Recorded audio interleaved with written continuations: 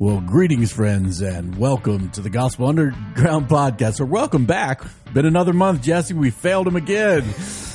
Welcome to episode 142, Living Among. We are broadcasting live for us here at the Worldwide Headquarters in Blacksburg, Virginia. We are back. We meant to be every 2 weeks. We are here, Jesse, again. We're going to do it, though. We're going to get to every 2 weeks. We are. We had a little interference in our recording schedule, mainly because the one day that I was back in town, I've been gone so much. It's been unbelievable. This, I think, has been my most ridiculous travel schedule since I started this organization in 2016. And the one day we were back, I thought I would have it, but I had like a migraine headache, and then we rescheduled, and I was coming back off another trip, and I think your mom came in town. We're like, hey, our listeners don't mind once a month, but we're back, Jesse. We are in the series Real Witness in a Raging Culture. But before that, did I tell you my son is like playing? He's balling in soccer right now. All of your kids are stars in different ways. Well, we think so. Of course, our little kiddos. We like them. Yeah, they've had a good week. Kylene got another award. Good grief, she got the rookie athlete of the year, freshman of the year, rookie of the year for her university, all sports. And so we're like, good grief, guy, leave something on the table for later. You know what I'm saying? But we're proud of her. Kayla's gonna probably be the president one day. Kayla's like the president. She's like the mayor of Sweden or something right now. She's in an international business class. She's like, yeah, I met this girl on a tour, and so then we went to the opera. It's just like, okay, dude, go to the opera. Be careful, you're in a foreign country. Yeah. Keep your head on a swivel. And then what about Thomas Monahan? Night, we got a little. Just before halftime, Thomas Monahan feeding Kai Feng, who puts the mustard on it. Yes, and the winning VCU goal. Gave the Puts the mustard on Puts the mustard on it. Yeah, Tommy had a nice little interception in the midfield, assist right to our best player who swacked it in last night, where they beat their new rival, Patrick Henry. They're in a different division than us, but the same district, so we won't play them in states or anything, but we beat them last night.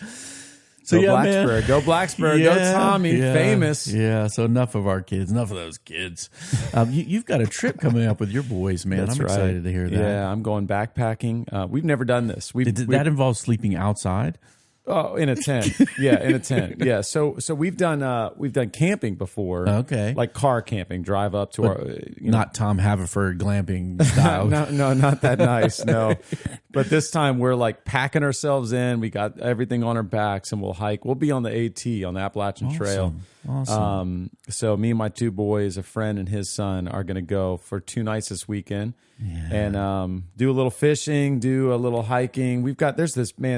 There are some like alpine areas here in Virginia in the mountains that I didn't really know about. Get up a little higher? You get up above, not the tree line, but it's a whole different kind of topography. Okay. Really cool. So we'll do one of those hikes and big views. It'll be fun. Awesome. I was trying to tell some guys last week when we were in Colorado looking at the Rocky Mountains. I was like, hey, Virginia doesn't have this, but we got some good stuff, man. You guys would like it if you ever come out to the Blue Ridge. So you'll have to fill me in on the Alpine Virginia action, because that would be fun. Well, Jesse, we are excited to be talking about real witness in a raging culture. We've been talking about, hey, we have this raging culture situation. People like to debate, argue, get all political and crazy. And we said, hey, we need to be respectful in this culture, not just to be nice, right? We're not just trying to be nice. We're trying to really engage with other people as witnesses, right? Pointing to Jesus who saves.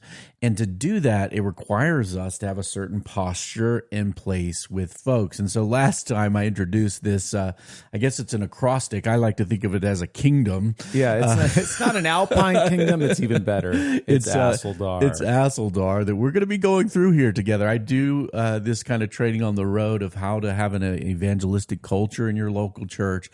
And Asseldar stands for live amongst people, share your life, share the gospel, listen to folks, right, with an intent on sharing the gospel, disrupt, ask questions to get people to doubt their own assumption, give good answers to people's questions, and then repeat over time to have a witness and presence with folks. So we're going to be taking these next 7 episodes every 2 weeks-ish, every month at least, to look at these in a little more detail.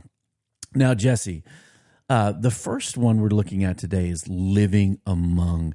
In other words, real witness requires us being around people, right? Now, theologically, our model here is the incarnation itself, right? Anybody who's doing like, hey, taking the gospel cross cultures will have to go and be among people, right? This idea that God himself identified with humanity as becoming a human being, the Word became flesh and dwelt among us. We too then incarnate with others. We have to live amongst them. We have a distinctiveness, right? Saltiness. We are Christians. We belong to Jesus as his people, as his church. But we overlap, and we must overlap with people in culture. If we don't do that, there can simply be no real witness. There can be no witness at all. But there are enemies, right? You would think, people who follow Jesus maybe take his commission on us seriously. Hey, take the gospel to others. Would think, oh yeah, everybody does that. But there are some real barriers for folks who maybe church folks to actually be among or amongst. I don't even know which one's grammatically correct. Is there a difference? I think they're the same, among or amongst. I think we just stick with among. Yeah, you're an English major. Don't ask me this stuff. So, but there are enemies to among, right? We're going to give you guys 3 things that'll keep you from being present, really, with folks that don't know Christ.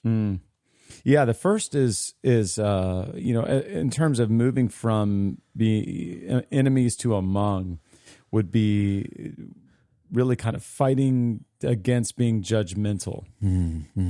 So, and I recognize, by the way, that like sort of living in the world of enemies, it looks different depending on where you are. Yeah. Right. Like, yeah. And we make judgments. We should make judgments about right and wrong and what we're going to do or not do. It maybe what I'm describing is more of like a posture towards your neighbor. Yeah. So certainly, I don't think that as Christians we're called to certainly we're never called to engage in sinful acts or take part of nonsense. Don't take part in the evil deeds of darkness. That's right. Yeah. But you don't have to actually affirm those things or endorse those things in order to be present or even be a friend to your neighbor. Yeah. And I know in my life, being known as a kind of we're a small town, so not everybody, most people know I'm a pastor in a small town. Yeah. And so there's a lot of like tests. Like if I curse to you or I say this thing about this or if I act a certain way, how are you going to react to me? Right. And so I think a lot of times just being able to be like, yeah, I don't agree with that. Yeah. But I'm not going anywhere. Yeah. There is an excessive judgmentalism that I've seen among some Christians where they just can't be around folks. Yeah. They use the wrong type of language or dress the wrong way. They look different, and so there's a judgmentalism which has nothing to do with really ethics. It has to do with like, hey, I expect them to act like Christians. They don't, so I don't hang with them. Yeah. And that's a problem. That's a barrier. And I think you just got on it of like, if we expect our non-Christian neighbors to act like Christians because we think that we're all Christians, or so we're we're living in a Christianized West or something. Then we're applying the wrong judgment to them in terms of our expectations. That's right. So enemies to among, excessive judgmentalism. I experienced this next one. I'm just calling it Christian cul-de-sacs, where quite literally you can, and even in this U.S. America, you can live your life completely around only people who are Christian people. That's a damaging thing to witness. It's a barrier to being amongst non-Christians. I experienced this, Jesse. I once was a pastor in the great city of Nashville. Disneyland. Christian Disneyland. I passed like 13 good churches from my house to my office. I mean, seriously, good ones that I would recommend to people. It's like, I felt so redundant. I'm like, Lord, why am I here? I like people. I like probably the not a good fit for you. I like the borderlands. My wife loved it. We were living in Christian Disneyland. I wanted to get out, so we moved to New Jersey from Nashville, which was much different. But I remember being in a small group, right? A lot of churches have small groups. We called ours community groups. Wonderful, wonderful human beings. Some of the most encouraging people I've ever known. But one day I was feeling a little crusty because I'm wired evangelistically. I love the borderlands between the church and culture. I love seeing people come to know Christ, and I was occasionally you're crusty. Occasionally I'm crusty. Occasionally I get crusty about things and maybe a little cynical. And so I was just trying to encourage our group about this, and I realized in this really honest discussion we had that hardly anyone in our whole small group knew anyone who was outside of the faith. And that was shocking to me because I didn't grow up being kind of Bible Belt Christian stuff. And, there was, look, all good things. Like I'm around homeschool people all day and they're all Christian. I work for like a Christian business, or I work for Dave Ramsey or something, like I'm around one guy who was like an engineer, had some folks in the office, but even then they were like kind of church folk, nominally Christian. Christian. And so now, is it the case, like, because I asked this, right? Is it the case that everyone in our entire city is a church person? Well, the answer is clearly no, demographically no. But it's easy to get in the Christian cul-de-sac and only live there. If you do that, you will never be amongst people who need to hear the gospel from us. So excessive judgmentalism, Christian cul-de-sacs, and the third one, I guess these are all somewhat related, is kind of living a self-absorbed life. This is real easy for all of us as Americans, right? We have a lot of freedoms. We have a lot of responsibilities, right? You go to work, you have to make money, you have your own family. They play soccer, might end up excited that they're on the news, right? It's real easy to just get absorbed into that. After all, like, hey, having a family and loving them and providing for them, these are godly things, right? He commanded of us in Scripture. But if we become so self-absorbed, we might miss, right, what God is doing around us. And this is in soccer. I mean, I love the football, Jesse. I used to hate it as a kid, and now it's my favorite sport. And I love it now too. Excessively watch this. I mean, your kids are playing. I love it. You're a coach now, aren't you? I was the head coach of the 4th place team out of 6, and very proud of that. Yes, in the Radford and our junior Rec Soccer. Radford Pulaski Junior League combined. Let's go. Top four make you a lot of money in the Premier League, Jesse. But in soccer, right, if you're kind of have the ball and you're only absorbed in your like dribbling and your skills and your head is down, right? You won't see the field that's going on around you. My middle kid, Kylene's great at this at soccer. She's always got her head up. She picks her head up and she can see the field. And this is something, if we're living a self-absorbed life, even with good things, right, we won't see, right, what God is doing around us or the people, right? If you pick your head up, you might see the pass, they'll score the goal. If you pick your head up and look and say, God, give me eyes to see. Like Jesus saw the world, he saw it, he looked out and had compassion, like because he looked at them like sheep without a shepherd. If we get our head up and out of our own story a little bit, we might see what God might be doing. Now, next episode, guys, we're going to talk about sharing our lives when we're amongst people. We're going to get very specific and practical with some things that Jesse and I both have tried to live, and then maybe some things that will provoke ideas that are practical for you to kind of get out of your own kind of narrative and into the lives of others. But to live amongst people requires something, right? Now, probably since the 19th century, there's been more talk about culture in our academic world and how culture shapes almost everything. We actually live in a world where culture is so big that we almost think there are different, like there are different truths. There's different, everything because of culture. Culture becomes the dominant thing in everything. But there are ways of living together, ways of seeing, ways of talking, ways of speaking, different languages, different religions, all these things that you might get wound up into the word culture. As a Christian, God saves people out of the world, right? From every people, tribe, tongue, and language throughout history. So geotemporally, spatially related people, time, and place, and culture, right? By sending witnesses to them. And so in order to be amongst people, we have to engage the cultural worlds around us. Now, Jesse, this is a big cottage industry in Christianity too. Yeah. There's the cultural engagers, right? There's books on cultural engagement. And a few years ago, probably decades now, I was thinking, like, what does it mean to engage the culture?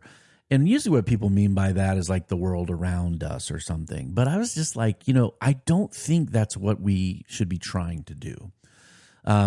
Maybe you want to try to create a new culture and you're engaging it that way. But what we really want as witnesses is to engage people in culture. In other words, people who are enculturated, they are shaped, they're formed, right, by different narratives than the gospel, right? They're not shaped by creation, fall, redemption, restoration. They're shaped by whatever idols or things the culture worships or the things they've been taught. And so there's like a river, a flow, a stream that we live in. I like growing up in America. My dad's this agnostic guy, and we didn't, when I was 6, he asked, hey, you and your brother, you can go to church if you want to. Do you want to? Because my mom grew up around that. My dad, ex-Roman Catholic guy. And we said as a 6-year-old, no, we don't want to go. So cartoons, yeah, whatever you sleep in. Yeah, so Sunday church wasn't a thing, right? But there was a culture that I was a part of. It was a individual achievement through athletics and academics, self-reliance, kind of be your own little glorified thing, right? To be the best you could be. I was living that narrative. And someone had to speak the gospel to me in time and place so that I could hear it. And this involves us to engage people in their cultural worlds. Yeah, I like that a lot, Reed. And I'm guilty of even talking a lot about engaging culture, writing on engaging culture. But the idea that really what I'm engaging with, or we're asking people to engage with as people in culture, is helpful because even on the level of, what I mean by that often is creating or engaging with artifacts that have been made, stuff. Yes. Ideas, stories and narratives. But ultimately, these things don't exist in the abstract. Like it's not just here's a thing that I'm going to do or engage with. It's actually because this person who made it is made in God's image and I want to engage with them, or this person who's looking at it, or these people that are affected by this, my neighbors matter and they're thinking this way. So I need to engage with them by engaging with the thing that they're thinking about. I like this, and I've been saying this in my own head a lot.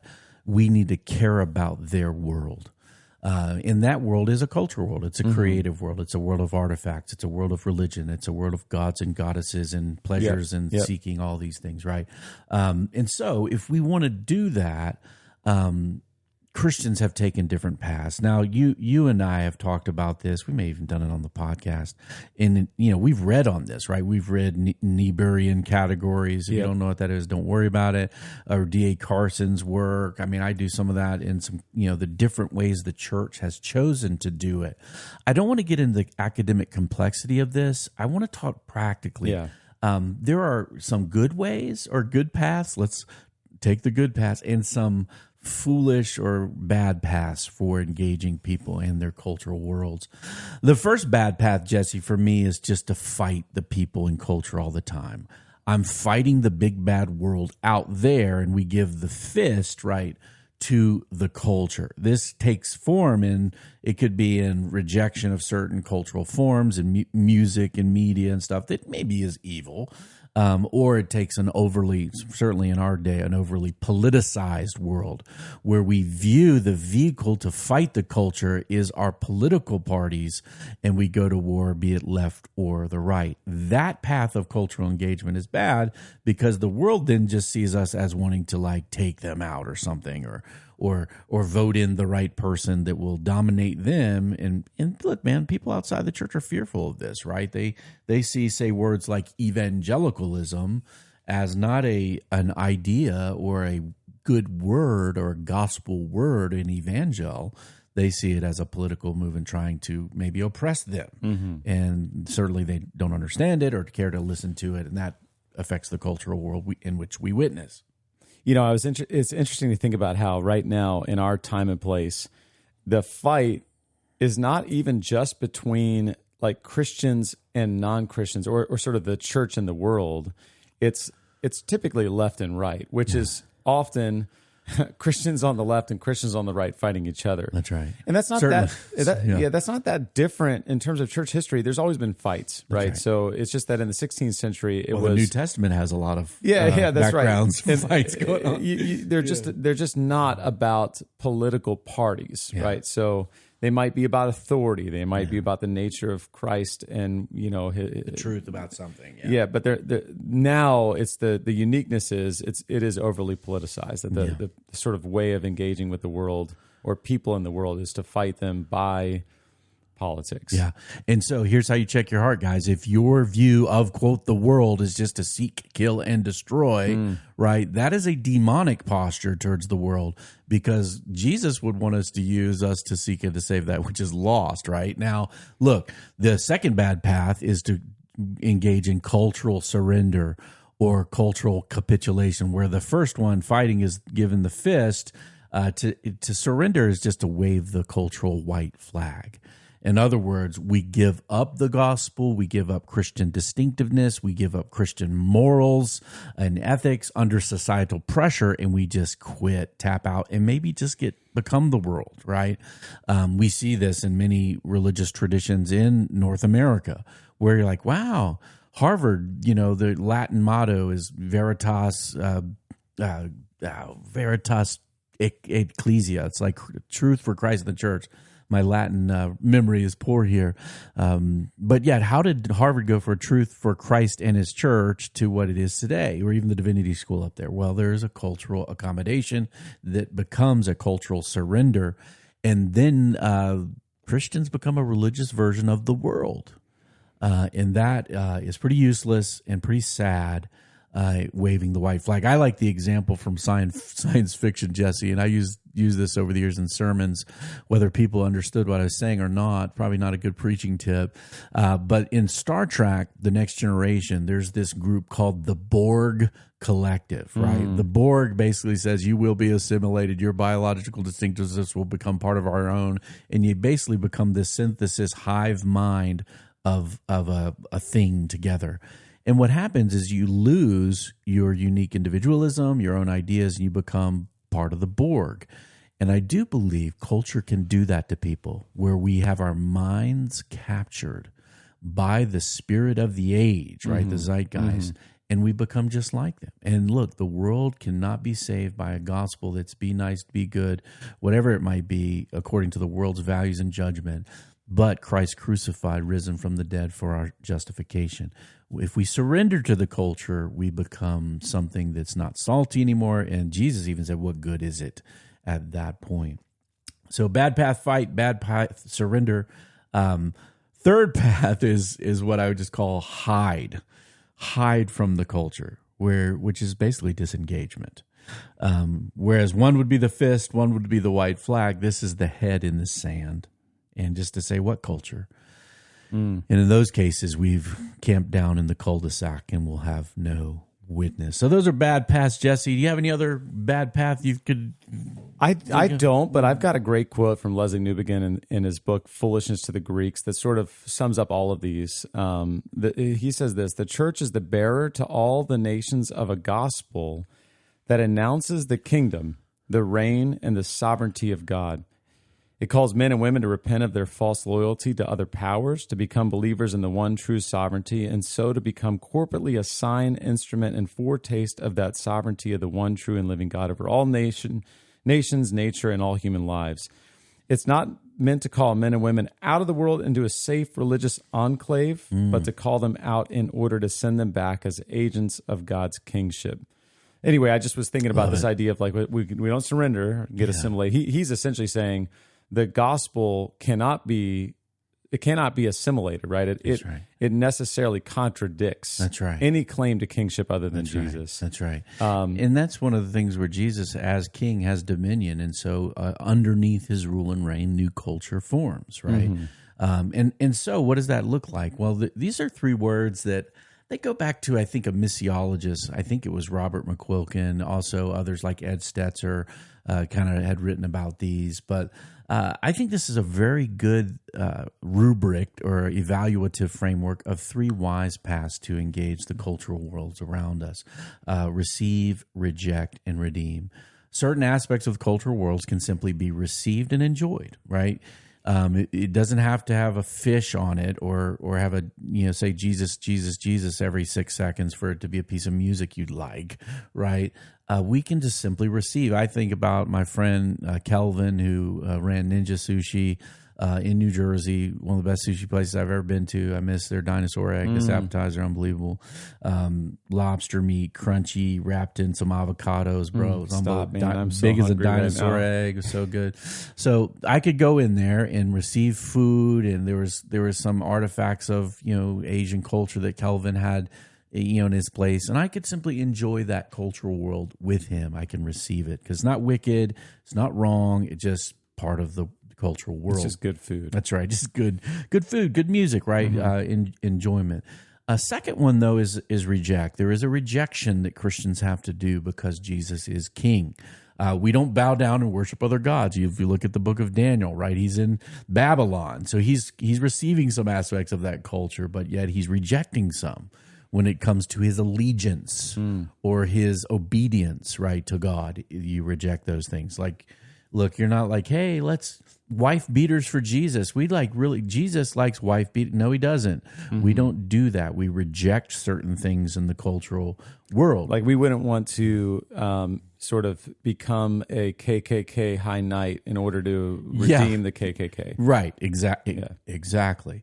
We reject these things firmly. We probably have a cultural moment like that now where different states are arguing in the law about whether or not teenagers should can choose to mutilate their own bodies because of their internal world and gender expression and identity. There's certain ideas like, hey, 15-year-old wants to remove a healthy body part. We reject this. As a Christian, right? Because of what we believe about creation, the image of God, and the purpose of the body. So certain things we can receive, certain things we reject, and then finally, some things need to be redeemed. In other words, they maybe are good things that have been maybe perverted, twisted, that we can participate, but they need to be seen differently, worked on, seen in redemption, right? Christians have a long history in America with alcohol. Alcohol in the Bible, at least, is also is presented like why God gave wine to make the heart of man glad in the Psalms, and then also don't be drunk on wine, which leads to debauchery. There's these warnings about the potential abuse of a good gift from God.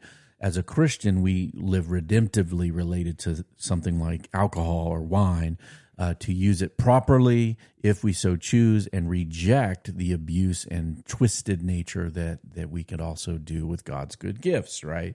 There's many things like that. Sexuality is another one, right, that needs redemption. The human family, your own family might be a place. And of course, sometimes there are reasons to just say, I need to separate. And so, but generally, your own family might be an example of a God-given good gift, something that God created in his order that still might need some redemptive work. Might need some gospel. You don't just go, everything here is good, I'm going to receive it.